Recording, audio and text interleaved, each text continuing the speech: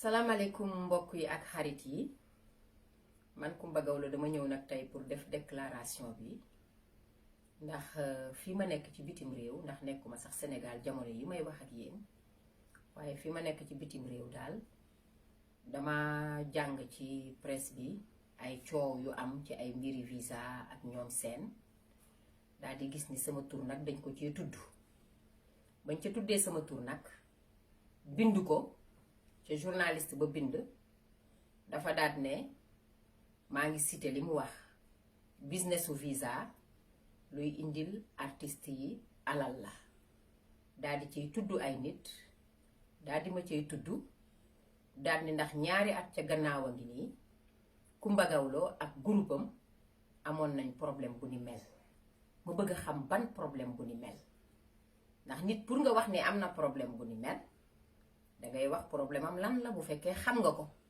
ma xam ni kooku xamul li muy wax te it gannaaw man artiste international la nekk ambassadrice des Nations Unies 5 institutions onusiennes et je pèse bien mes mots te képp koo xamante ni daf may fal may nekk ambassadrice de bonne volonté li ñuy wax goodwill ambassador dinañu def enquête ñaari at xool man may kan pour xam ñi may àndal ñi may waxal fi may dugg fa ma juddoo lan laa def ak may kan te macha allah maa ngi sant yàlla enquête yooyu saa yu ñu ko defee ba pare taabal ja bu ñu ca tegee sama dossier de renseignement dañ may woo félicité ma ñi nga xamante ni ñoo ma bëgg a nommer te ñi nga xam ne ñooy enquête ci man nag dëkkuñu Sénégal bitim réew lañ dëkk kenn xamu leen ay tubaab yi xonq coy yoo xam ne ñun duñ déglu sax musique xamuñu sax kañ lay ni enquête loo mooy kan pour indi neutralité te saa yu ñu ko defee macha allah kon nag ma bëgg bu ngeen gisee may def déclaration bi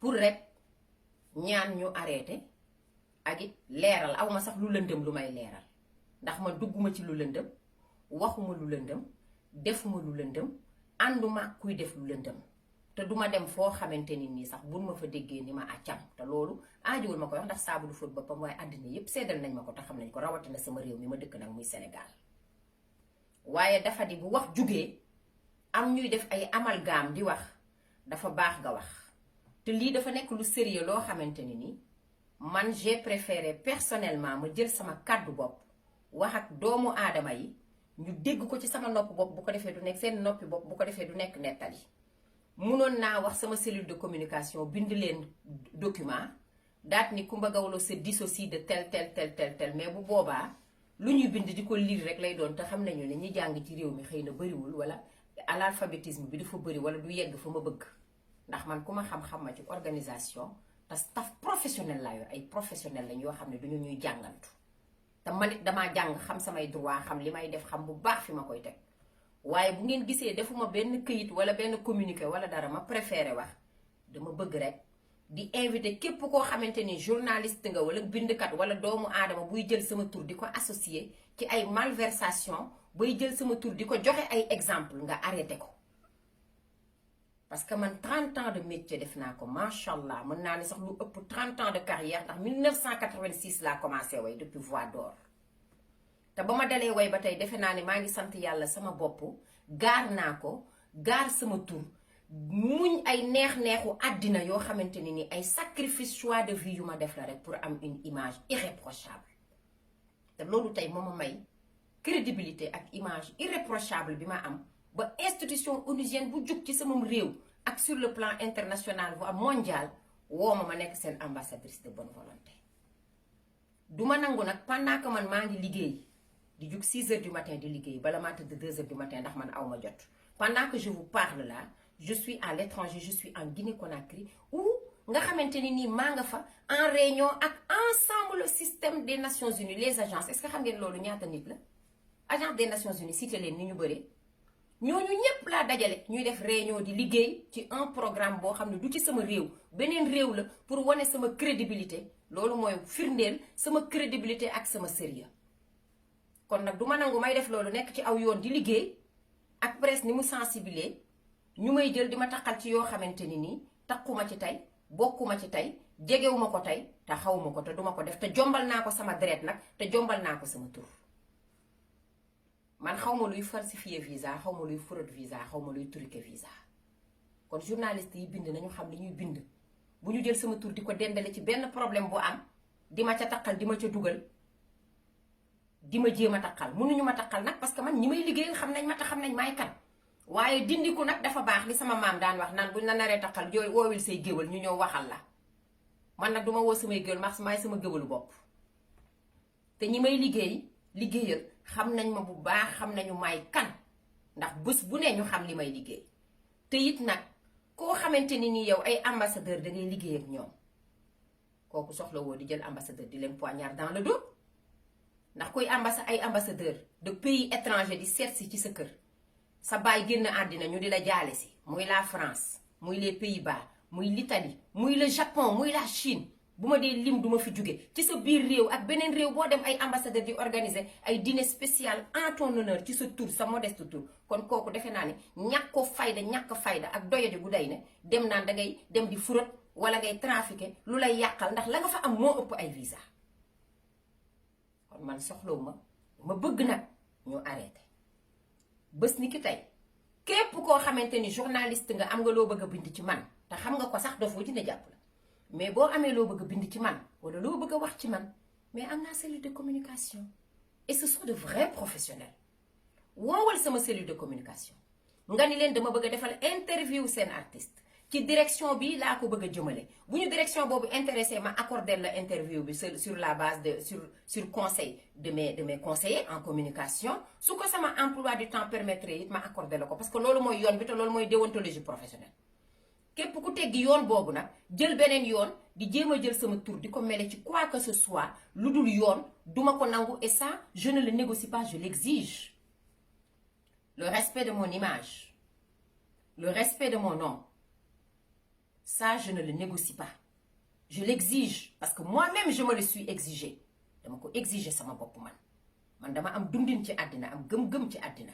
am fulla ci àddina am pasteef ci àddina xam ne àddina fulla ak fayda pasteef bu mat sëkk mooy tax nga génn ci def ay sacrifice nag bi may xale ba tey ci àddina ba nekkuma ci fait divers kon du ma nangu ku ma dugal fait divers pour la petite histoire parce que bu ma ko waxul tey dinañ ko waxaat suba ñu sulli ko ni moo ko defoon déedéet dama koy wax léegi wax nu mu demee mu jeex pour la petite histoire affaire visa bi ñuy wax naan le frère de Coumba Gawlo parce que je cite le journaliste li mu wax mooy il y a 2 ans de cela ci tubaab ni mu ko waxee le frère et manager de Coumba Gawlo Seck et son groupe avaient le même problème ou bien a été jugé pour un problème similaire quel problème booy wax da ngay xaar da ngay xam est-ce que ce journaliste bi wax loolu ñëw na ba ci man maanaam ci wolof bu ma koy tekki pour ñi déggul tubaab mooy kooku dane ñaari at ci gannaaw kat problème mu coowu visa bii am artiste Coumba Gawlo frère am bi nga xam ne mooy manager am na problème bu ni mel waaye yow problème bu ni mel bu demee nan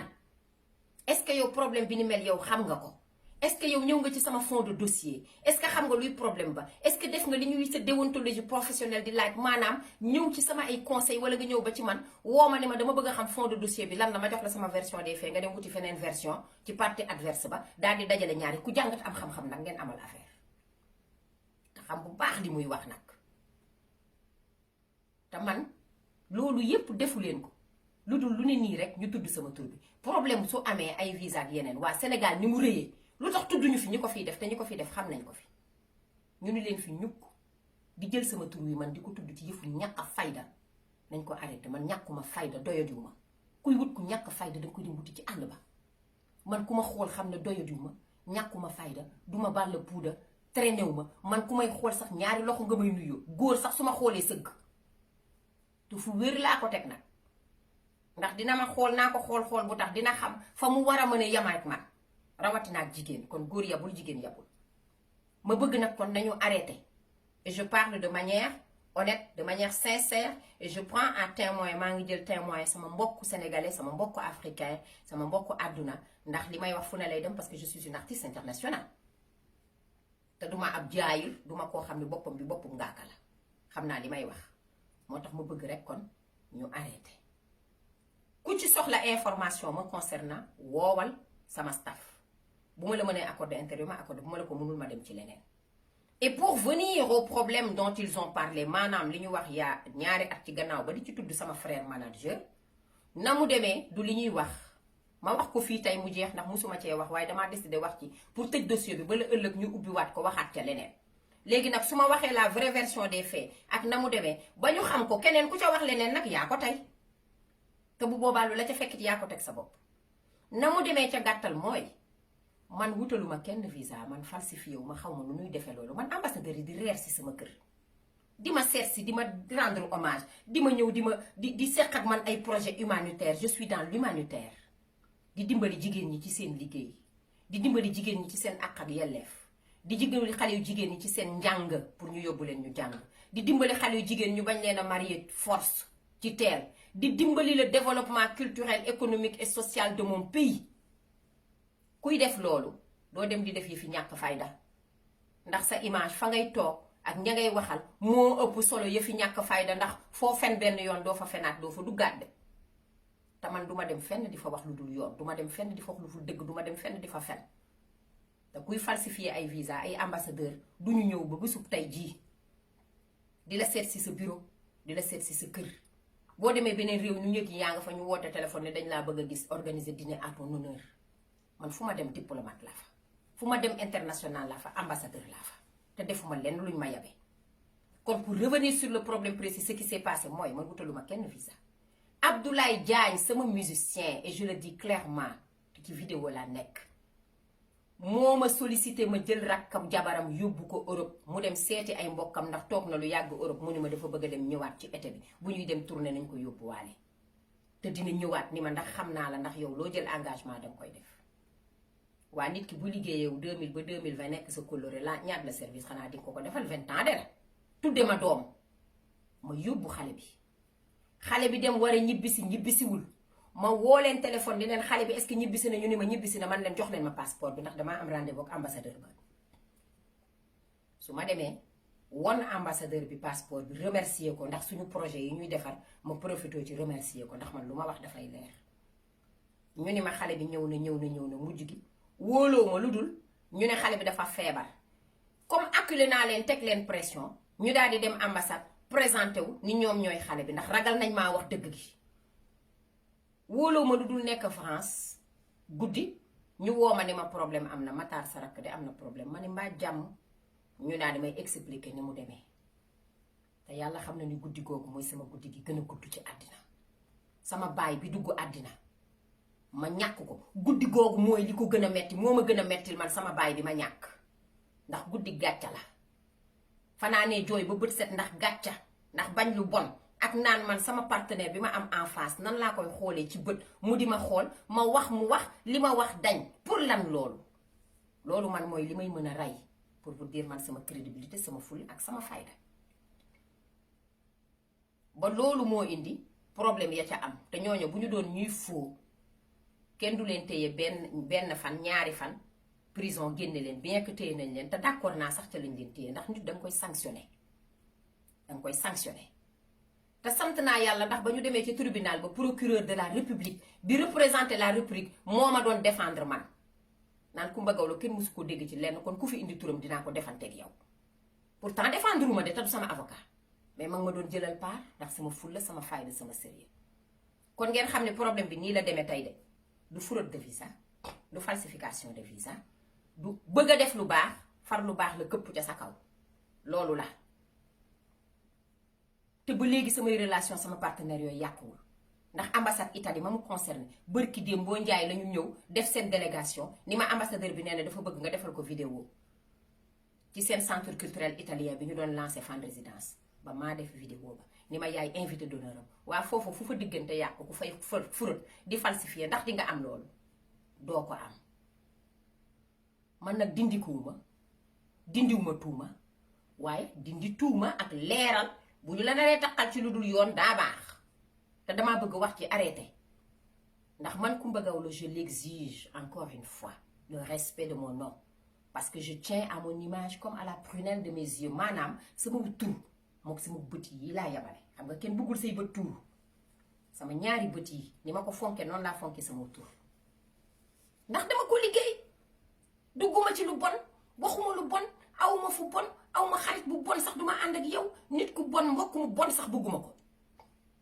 waaye léegi kon man lu tax may liggéey nekk ci liggéey samay partenaire gis ni maa ngi liggéey ñuy cité samay tur yoo xam ne bu ñu tapee Google gis ko daal ne ah attention déedéet moo tax ma koy dindi ndax en ce moment maa ngi nekk ci ay liggéey yu mag yoo xam ne du ma nangu kenn di ma ko yàqal moo tax ma bëgg ñu arrêté ko. kon ci gàttal daal ne ñëpp xam ne man lu ñu ma tudd lu dul dëgg lu dul yoon bokkuma ci tey bokkuma ci ëllëg te xam nañ ko ndax sénégalais xam nañ ma àddina xam nañ ma Afrique xam nañ man maay kan sans aucune prétention. ndax fii ma ne ci Guinée Conakry gii may defee message bi may diffuser tey dama fi nekk liggéey ak Nations Unies ak première dame de Guinée Conakry Diéné Kone kon loolu ku doyadi du ko def moo tax nag ma ne naa ko leeral wax ak àdduna bi wax ak ñëpp wax ak surtout ñi nga xam ne ñooy bind ñuy def la part des choses bëggum bañu ma ko bind ci man mais booy bind ñëwal ci man jëlal appliquer déontologie professionnelle c'est tout ce que je demande. Sinon, en défaut de quoi, je vais être obligée d'amener de traduire tout simplement les gens devant la justice. Plainte lay bind yóbbu ko ci bureau procureur bàyyi nag samay avocat ñoom ñu liggéey seen liggéey man ma dem liggéey sama liggéey parce que aw ma jotu man di yéeg di wàcc di gérer ay détails pendant que ay nit ñi ngi jël sa tur di ko taqal di ko yàq yow yaa ngi nekk di liggéey di sonn pour vous dire que man aw ma jot. may ñaan nag ñu arrêté ko loolu laa amoon lu may wax képp ko am sa problème na jël responsabilité que les gens assument leur responsabilité. te képp ko amit problème maa ngi ñaan yàlla képp ko am jafe-jafe na nga ci génn ci jàmm ak ci salaam loolu rek laa ñaanal ñëpp waaye man sama jëmmi bopp daal nañu génne sama tur ci lépp loo xamante ni leerul ndax defuma lu lëndëm te man maa ngi défier nag ku mu mën a doon sama tur man Coumba Gawlo fu la neex demal nga enquête demal nga xool demal nga def say traçabilité wëral partout billaay doo gis loo wax amul lu dul bëri jom nangoo liggéey kese ku ma mën a waxal yu baax yooyu nag waxal ku ko mënul tëjal sa bopp ak sa journal ak sa site ak saw làmmiñ ci samay mbir loolu rek laa amoon lu may wax di leen gërëm di leen sant di nuyu samay xarit di nuyu samay am di jàmm di nuyu sama ñépp di leen sant loolu laa amoon lu may wax. Je vais dire le même message en quelques mots en français parce que peut-être que tout le monde ne comprend pas la langue wolof que je viens à travers laquelle je viens de m'exprimer. Ce que je disais en fait, c'est que depuis l'étranger, en l'occurrence la Guinée-Conakry où je suis, j'ai été surprise ce matin à mon réveil par un article à travers lequel j'ai pu voir mon nom cité dans des affaires de trafic de visa, cité en exemple dans des trafics d'affaires de visa, de fraude ou des choses comme ça, ce qui m'a profondément blessée, mais qui m'a aussi choquée. Parce que comme vous êtes censés tous le savoir, depuis 30 ans que je fais ce métier, je ne pense pas, et je le dis haut et fort, je ne pense pas que moi, Coumba Gawlo, j'ai eu à sortir de cette droite ligne. De cette droite ligne dont je me suis fait un objectif, dont je me suis fait un devoir, et que je me suis imposé de suivre. J'ai travaillé dur pour en arriver là où je suis, et ça, je sais aussi que vous le savez mieux que moi. Je suis partie de rien. Et au fil des ans et au fil des combats et avec ma conviction, je suis arrivée aujourd'hui à être nommée ambassadrice de bonne volonté de 5 institutions onusiennes. Je dis bien 5 institutions onusiennes et je pèse bien mes mots. Et tenez-vous bien, qui n'est pas nommée ambassadrice de bonne volonté des Nations Unies? Non, non, non, non, non. Il y a tout un processus. Avant d'être nommée ambassadrice des Nations Unies, pour ma part, j'ai fait l'objet de 2 longues années à chaque fois d'enquête de moralité, où au peigne fin a été tiré tout. Mes fréquentations, ma famille, mon passé, mes amis, mon vécu actuel, tout ce que je fais, au détail près. Et tenez-vous bien, ce sont des gens qui ne vivent ni au Sénégal ni en Afrique, qui s'occupent de ces enquêtes de moralité. Ce sont des gens qui ne me connaissent ni d'Adam ni d'Ève, qui font que leur boulot. Et grâce à Dieu, à qui je rends grâce, et l'éducation que mes parents m'ont donnée à mes parents, à chaque fois que ces enquêtes de moralité sont finies, sur la table est posée qu'une victoire, une personne clean. Ce n'est pas moi qui le dis. Ce sont les enquêtes de moralité qui le disent.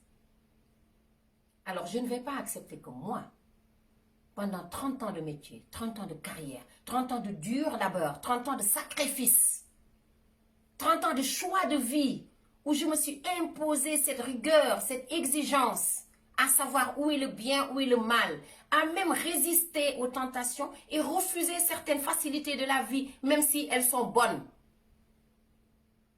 Parce que c'est derrière des propositions financières et autres. Mais j'ai fait un choix en le refusant en me disant, oh, c'est agréable, mais c'est pas bon pour moi. Mais c'est ça qui est bon pour moi.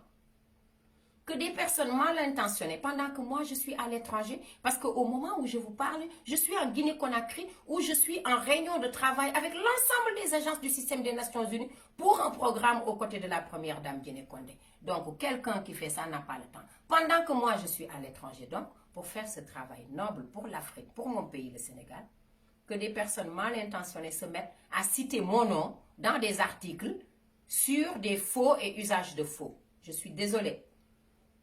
Au risque de faire reculer mes partenaires qui peuvent googler ou le regarder et se dire « Ah tiens, elle n'est pas clean ». Non. Et je ne pense même pas d'ailleurs que mes partenaires le fassent parce qu'ils me connaissent, ils savent qui je suis moi. Parce que ce n'est pas tout le monde qui fait des messages avec les Nations Unies. Man sama xaalis dama ko liggéey sàccuma ko dama ko ñàkk. Et aujourd'hui, je ne vis pas seulement par la musique. Je peux même laisser la musique et continuer de gagner ma vie.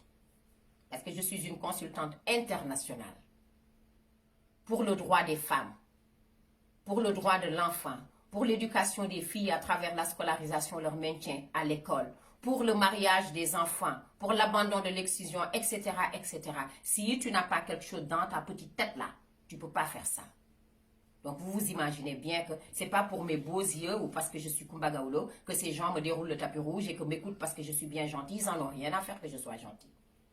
Ils m'écoutent parce que tout simplement, ils savent que j'ai un message à véhiculer. Ils savent que j'ai quelque chose à dire. Ils savent que je peux faire changer, bouger les lignes, faire bouger les lignes. Ils savent que je suis quelqu'un qui peut faire avancer l'Afrique, qui peut faire rêver les femmes, qui peut faire changer la donne. Alors, pendant que moi je fais ça, de la manière la plus calme dans mon coin, sans fatiguer personne, des personnes mal intentionnées se mettent, sans aucun professionnalisme, à associer mon nom à des problèmes, sans avoir même la déontologie professionnelle ni le scrupule de passer par mon staff pour demander une interview. C'est tellement simple. Et je vous aurais donné ma version des faits. C'est aussi simple que ça. Alors je veux que cela cesse. Parce que le respect de mon nom, de ma notoriété, je ne le négocie pas. Je l'exige. Je l'exige parce que moi-même, je me le suis exigé. Parce que j'ai fait un choix de vie. Beaucoup de sacrifices pour en arriver là où je suis. Ni de près, ni de loin, je ne suis et n'ai jamais été mêlé, moi, à des fraudes, à des falsifications, à des trafics, à plus forte raison des trafics de visa ou de séjour ou de quoi que ce soit. Et je le dis haut et fort. Quiconque en a la preuve n'a qu'à la sortir. Il n'y a aucun problème. Sortez-moi la preuve et même vous allez me rendre service. Moi, je reçois à dîner les ambassadeurs des pays accrédités dans ma maison chez moi. Je les reçois dans mes bureaux. Je mène des projets importants pour le développement de mon pays, dans le cadre du développement durable avec eux. Quelqu'un qui fait ça ne va pas avoir l'idiotie, à mon avis quand même, il faut être bête pour le faire, d'aller faire des petits coups bas là, une ñàkk fayda, au risque de tout perdre. Parce que j'ai une fondation humanitaire. Je travaille dur pour mon pays. Et en dehors de mon pays, ces mêmes personnalités et diplomates du monde me reçoivent à leur table. Et vous pensez que je vais aller moi les poignarder dans le dos? Et tenez-vous bien, visa sax nit dinañ koy wut man ambassade wooma ma xamal leen loolu tey. Visa, artiste dina ko soxla ambassade wooma. Un artiste peut avoir besoin d'un visa. Il arrive que l'ambassade m'appelle, me concerte pour savoir est-ce que c'est un chanteur ou pas. Pour dire que je continue toujours de rendre service à mon pays. Donc, je veux que tout soit clair, qu'on arrête. Et pour parler du problème en question dont ils ont fait allusion, j'en ai jamais parlé. Je vais le faire pour la première fois aujourd'hui. Pas parce que je veux enlever, comment dirais-je, je veux me mettre là, clarifier. Non, non, non. Je veux juste que les choses soient claires. Je cite le journaliste qui a écrit l'article, excusez-moi. Il a dit ceci. Il a parlé de problèmes de visa qui se passent dans mon pays, tel, avec des artistes, et m'a cité moi. Mais pourquoi dans tout le lot d'artistes qu'il y a au Sénégal, on ne cite que moi? Mais ceux qui falsifient les visas, vous le savez mieux que moi, les journalistes, vous les journalistes là. Vous le savez, ceux qui en font leur business là, vous le savez parfaitement mieux que moi. Pourquoi vous ne les citez pas? Pourquoi vous me citez que moi? Et je cite le journaliste qui dit ceci. Tel a des problèmes de visa. Et il y a 2 ans de cela, le frère et manager de Kumbagaolo a été au tribunal pour le même problème ou pour un problème similaire et a passé d'ailleurs un bref séjour en prison. Mais ce n'est pas professionnel. Quel problème similaire? Est-ce que toi tu connais mon problème? Quel même problème? Est-ce que tu connais mon problème? Mais dis-moi au moins quel est mon problème. Si tu es un vrai professionnel qui connaît la véracité des faits, qui les a vérifiés auparavant avant de les avoir écrits, parce que c'est cela la déontologie professionnelle. Ce que vous n'avez pas fait certainement. Vous deviez savoir c'est quoi mon problème. Ce que vous ignorez parfaitement. Alors que le problème, c'est pas ça.